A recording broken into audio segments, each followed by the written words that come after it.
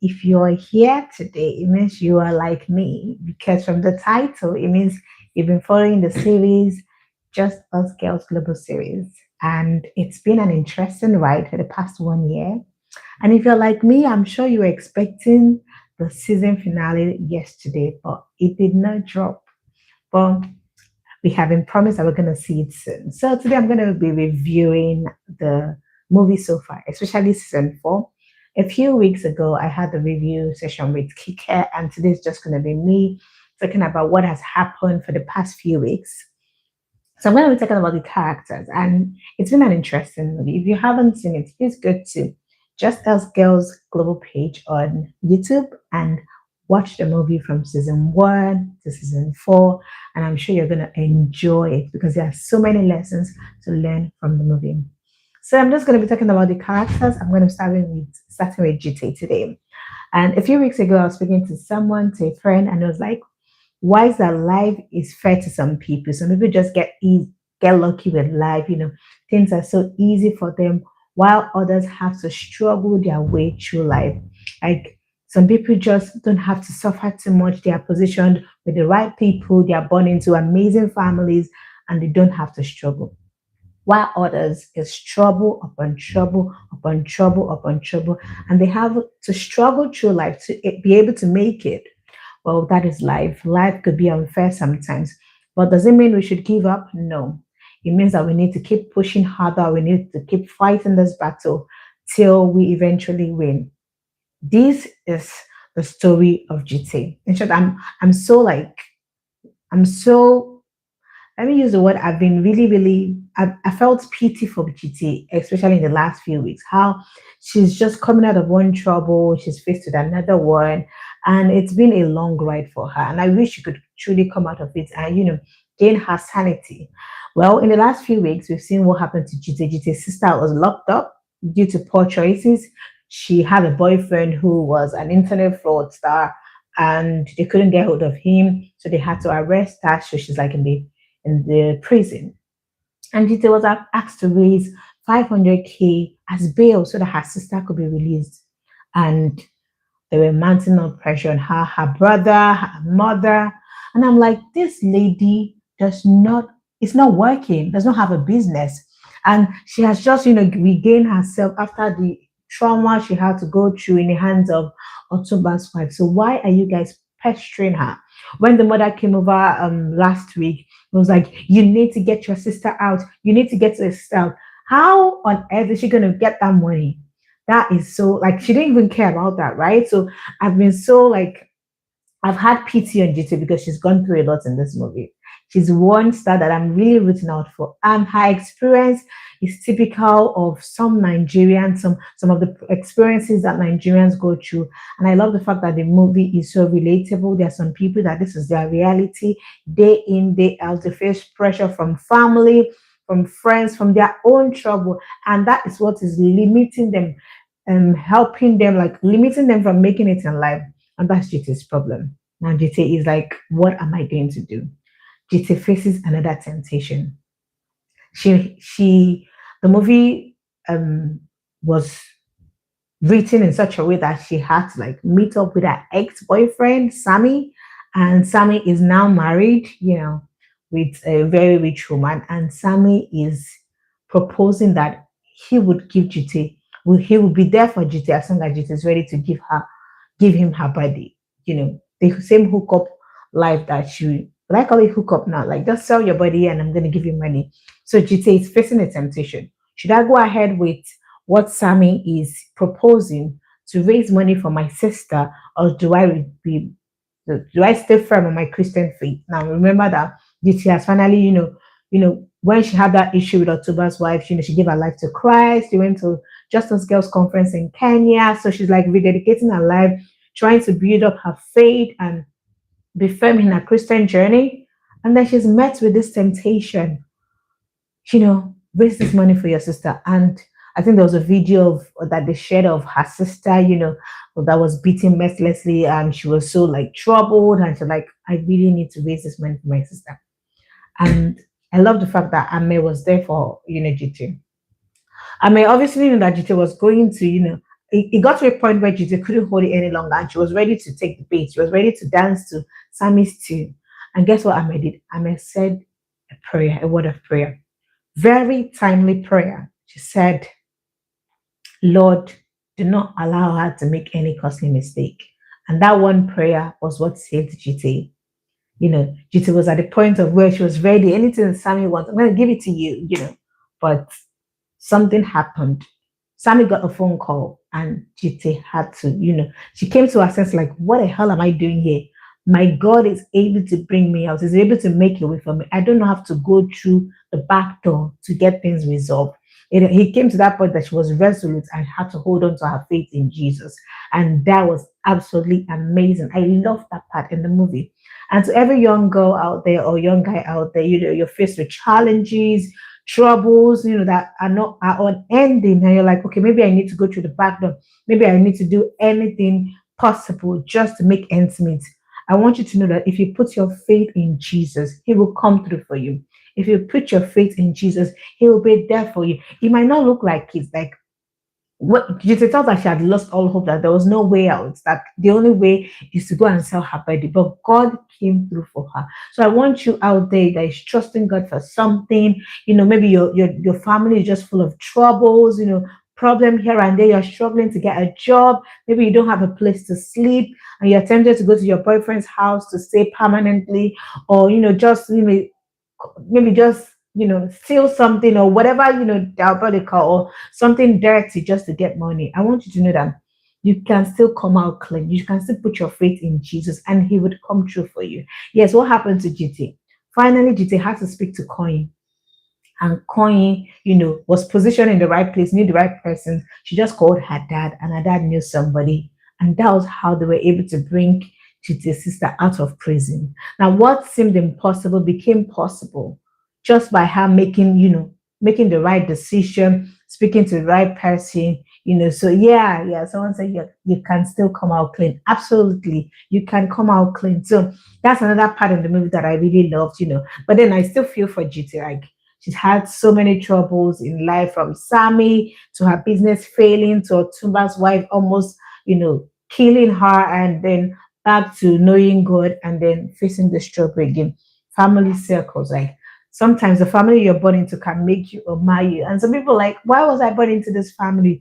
Maybe you were born into that family for such a time as this. You are the one to bring that light into the family. You are the one to spread the gospel of Christ. You are the one to bring them out of that poverty circle, out of that limitation spirit. You have to break free. So if you dance with your twin, you will not be able to break out. You have to intercede. You have to be resolute that I am not going to remain in this place.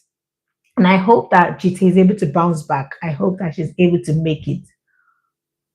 Yeah, someone said I needed to go watch this movie. Yes, you need to go see the movie. Yeah, so I hope that Jite is able to make it, come back from her business failure, get a good job, or establish another business and become a better, thriving person. If the movie is able to show that, that would be great. But if it's not able to, at least we've learned our lesson that if we put our faith in Jesus, He's able to come through for us. Another amazing part in the movie is the power of friendship. I mean, I love the friendship of Ameh, Kanyin, and Jite. They always had each other's back. Like they would come back home and gist each other about what's happening, and they were able to offer each other advice, which is really beautiful. And that shows the power of friendship. You can never do life alone. And I mean, if you want to go fast, I think they say go alone. If you want to go faster, go with somebody. So I love the fact that those just girls are, the beauts, they love each other. They're like the friendship is a positive and healthy friendship. They want to see each other rise. They want the best for each other. They're not there competing with each other. No, if they see anything that is wrong, they want to call it out and say, no, this is not the right thing. You need to come out of here. So that friendship is so beautiful. And girls out there, please, it's beautiful to have good friends. And also that sometimes girls can have issues, right? Maybe we are very picky, or we're so sensitive and all of that. But I think that there are you can still have thriving and beautiful friendship, and I'm a beneficiary of that. And thanks to all my friends, I love you. So of course these friends, they had their own downside as well. Like they had their own, times when they were not good, and we had times where Amel was not coming out clean, and she had to suffer for that. She almost lost her life.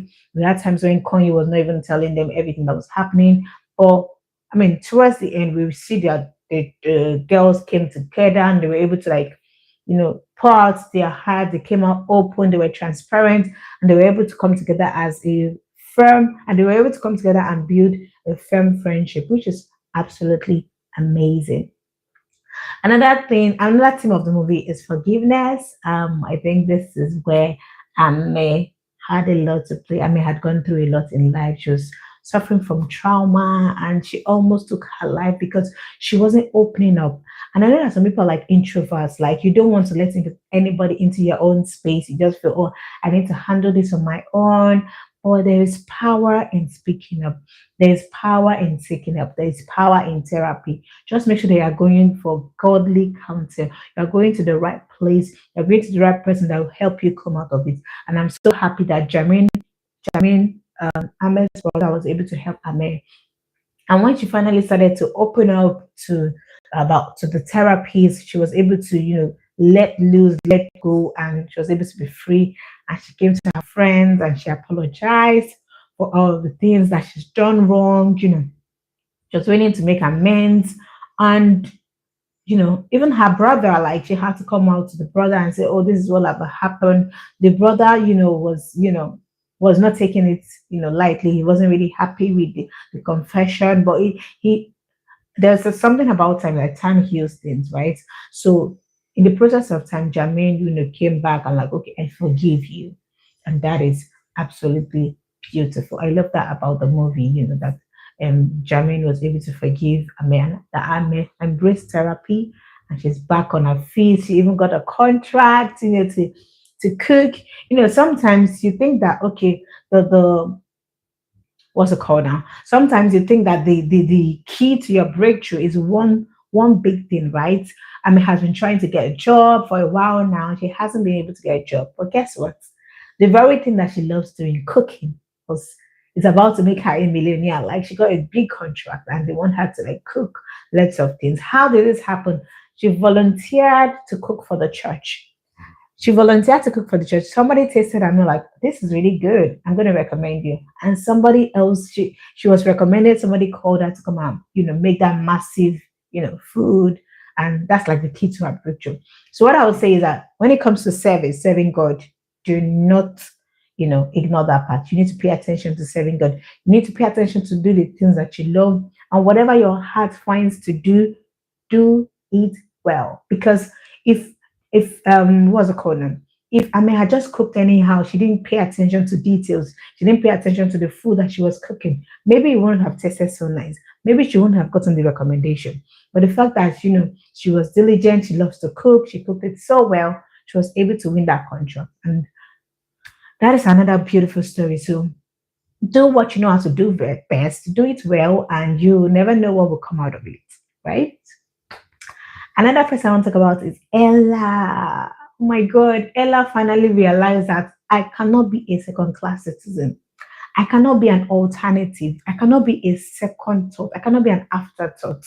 She realized that Mona is a good guy. Mona is a great guy, but Mona does not love me.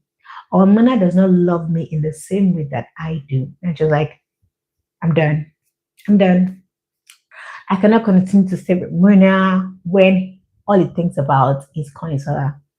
And I think it's beautiful to see that she finally comes to her senses that you cannot continue to chase a man. And I think this is a pointer to ladies out there. If you think that, oh, my good conduct is going to make this man fall for me. Oh, no.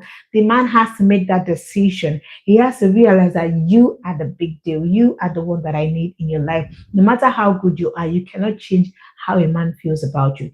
He has to be resolute. Now, Ella is a great girl. She had been with Mona all this while. She has helped his business prosper. She has been supporting him when he was crying, he was down, when he was heartbroken. Ella was the one that was there. But no matter how much Mona tried, he could not get himself to love her the way she should be loved. And she had been patching things up. But it's not been working. And guess what? Every mistake that she makes, Muna picks on it. Why? Because that love is not there. Because if love is there, it's going to overlook some faults, it's going to overlook some error.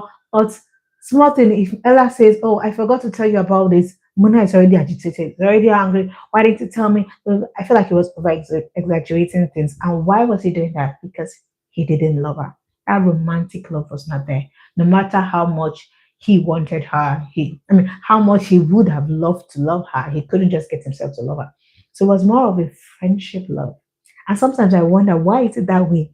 Like as a girl, as a lady, like, oh, I'm good, I'm beautiful, I can cook, I'm supportive. Why does this guy not love me? And you want to try to, make him love you. Go and cook for him. You send him messages in the morning. You buy him gifts on his birthday, thinking that one day he's gonna change his mind. Maybe he will. Maybe he wouldn't. So, what I want to tell ladies out there is that you have to be proud of yourself. You have to be proud of your self worth. You have to know who you are, and you must determine not to settle for less. Because if you keep trying so hard to get a guy to be in a relationship with that guy, you're going to try for the rest of your life. You get married, you'll be the one trying to put in the effort. You put in effort, and love should not be one-sided. Love should be both ways. I bring my part, he brings his part, and we work together. I love him, he loves me, and our love is mutual. Or I am doing my best to to outdo him when it comes to love. He's doing his best to outdo me when it comes to love, and we are just head over heels over each other. The moment when one person is one pushing, the other person is going to suffer. I mean, the person pushing is going to suffer. So you don't want a one-sided love. And I'm so glad that Ella realized that. Oh, I've been too long on this table, being a second class, citizen. Let me use that word. Being an afterwork thought, being a side chick. Let me use the word that I have to go to meet the man that would love me for who I am. And I just looked at Ella like, how come it took you this long to realize it? I mean, it was even Chisom that helped her realize that, oh, you can't be chasing a man. Men are hunters. When they see something they like, they want to go all out to get it. So when the tables turn and you're the one chasing, it doesn't usually end well. There are sometimes when, okay, the woman does the chasing and then the man is able to reciprocate. That sometimes that things will work out. But this is like an exception. So you don't want to build love on an exception basis.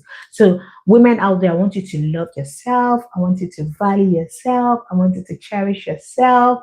The real man that God has designed for you will love you deeply. You don't have to beg for that love. You don't have to prove that love. It will come naturally to you. So whenever you find yourself trying to prove love, trying to get love, just know that that's not the right place to be. No, no, no, no, no.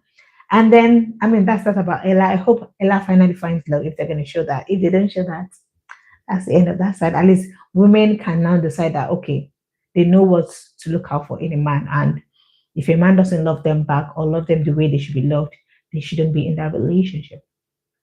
And then let's go over to Chisom and her husband. So I think I'm going to come out for the men here, right? Because sometimes men they overlook certain red flags or certain handwriting on the wall. Let me use that word. The moment Chisom told her husband, "Oh, I'm pregnant. I'm expecting a baby," he suddenly changed. He didn't want to talk to her.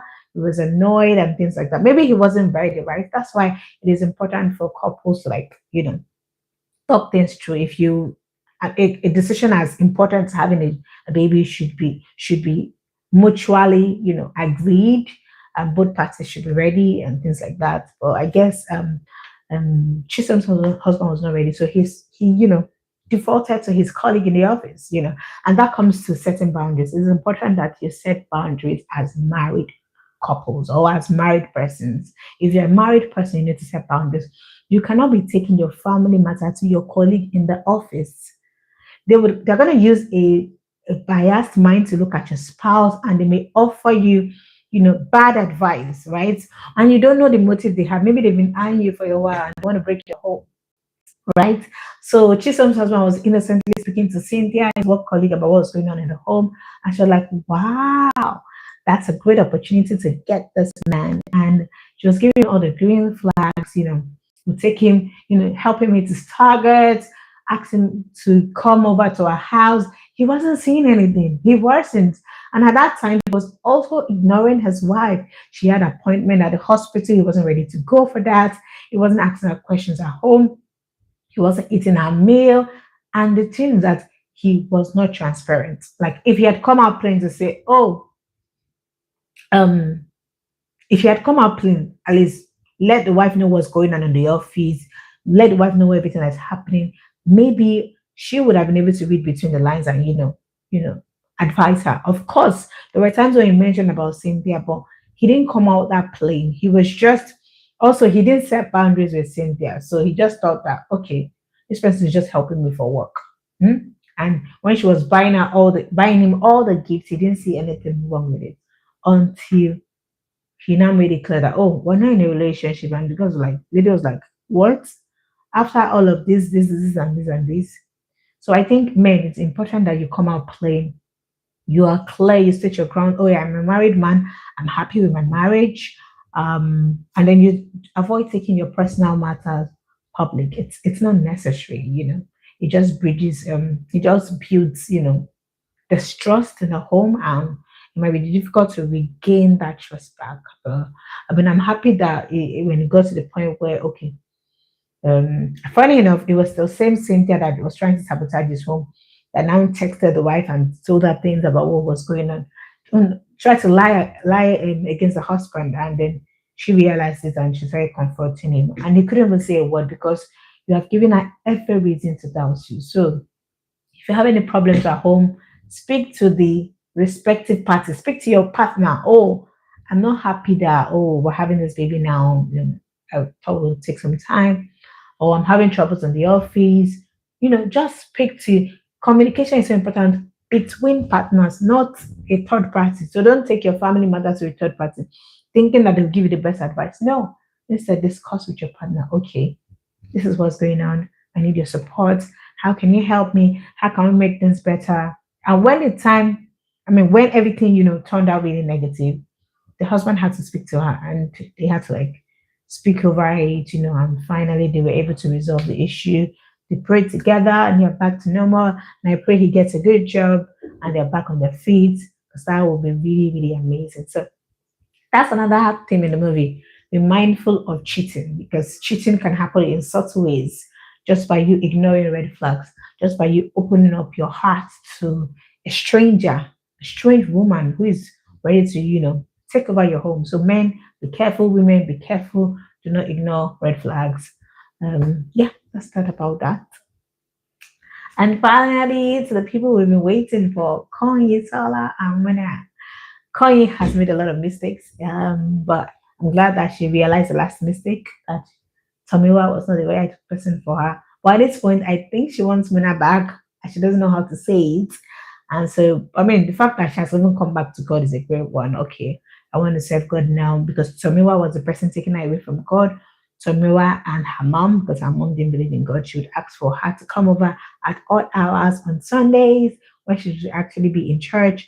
But I'm glad that, okay, coming back to her senses. She wants to serve God. She's, devoting her time to God, and that's it. But for Muna does not know what he wants yet.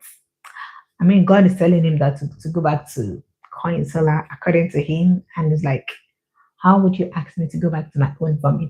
How would you ask me to go back to the woman who betrayed me? How would ask me to go back to the woman that broke my heart? So it's really difficult for him. But I think that as much as would want them to be back, I think that it's important for him to determine what he wants because sometimes, God asks us to do some things that we don't understand.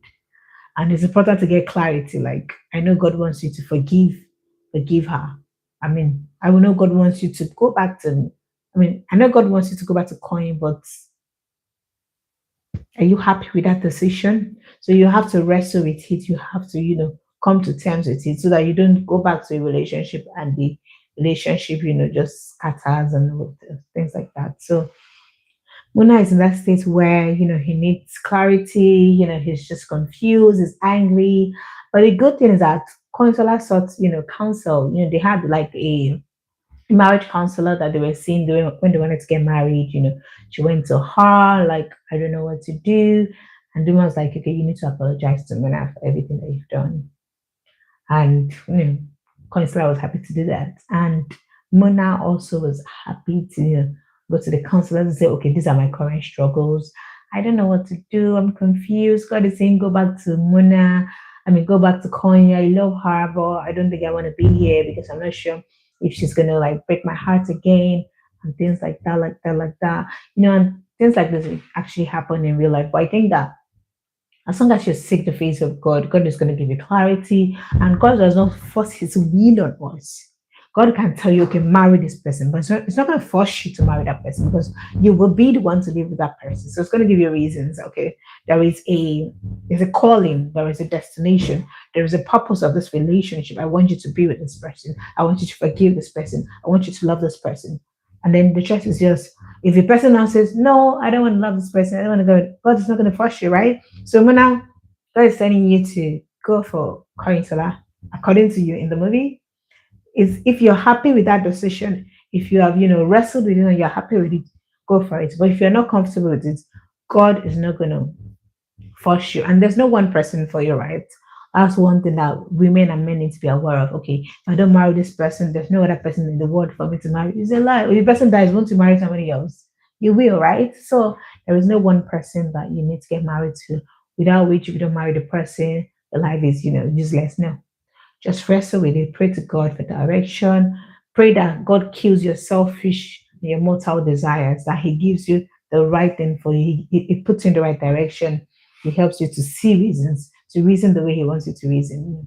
When you ask God for that, He's definitely gonna help you. And I think last person they showed was Ife was about to give birth, I mean, I hope that she's fine. I hope she's able to, have a baby, healthy, both mommy and baby healthy. But at least I hope that she learns. Sadly, she has learned from her mistake because I mean she has to live with that guilt for the rest of her life. But having a baby doesn't define you, right? Being a single mama does not define you.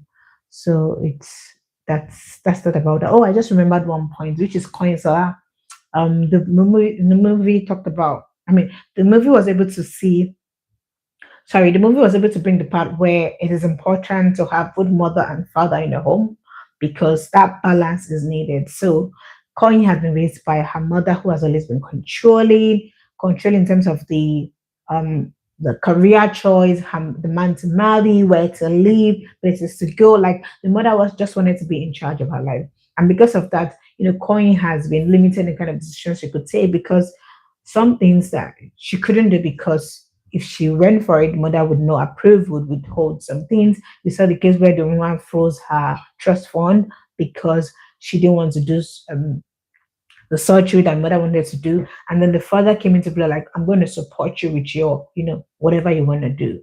And so that balance is needed. Now, if you're a single parent, this is not to shame you. You're doing a great job wearing both hats of mom and dad or dad and mom, whatever the case is. We hail you, we respect you, and we pray that God will continue to give you grace to raise godly kids in the right way.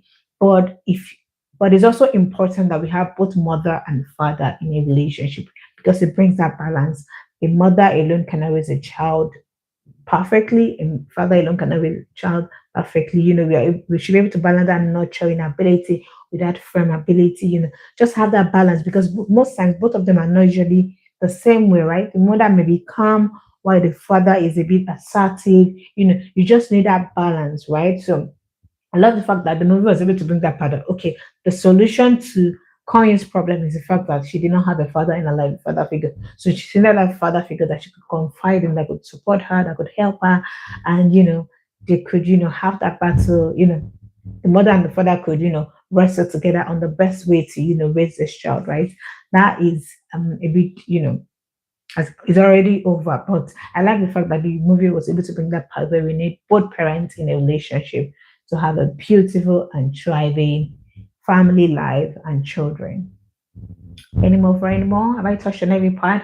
So we're expecting the season finale. I was meant to come out yesterday, but I don't think it's coming. I mean, it didn't come out anyway, but they've been posting a lot of things on Instagram, right? But I really want to thank Pastor Mildred, and the team, for producing this beautiful, amazing movie that cuts across every aspect of relationship and marriage. It's absolutely amazing. I'm going to recommend 100% go see the movie from season 1 to 4. I'm going to drop the link in the description box so you can click on it and watch it. Yeah, thank you. Someone said interesting maybe. Okay, thank you for that. So hopefully we're gonna see the ending and I might come back to share my final, review. This might be all of it for now, but I mean I love the movie. Thank you, the team that produced the movie. And that'll be it for me today. I hope you have a beautiful evening and see you later. Bye.